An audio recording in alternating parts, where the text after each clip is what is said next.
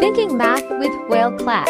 Math lessons in Whale Class are always filled with smiles, excitement, and discovery.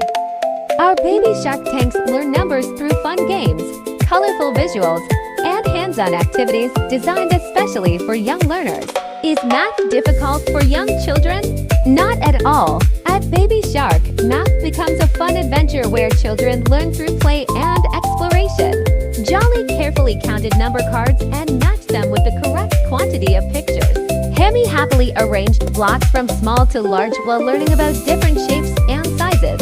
Traingle excitedly joined the Find the Secret number game and quickly selected the correct number card requested by the teacher. Mina enjoyed using colorful counting sticks to create different number groups.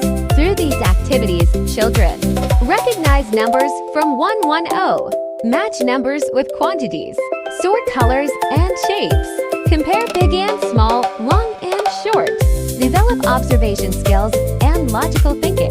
Every lesson is a wonderful journey of discovery that helps our baby shark tanks build strong mathematical thinking skills through meaningful and enjoyable experiences. Parents, do you often count numbers and play math games with your child at home? Comment below and let Baby Shark know. Writing variant equals document ID equals 61,853.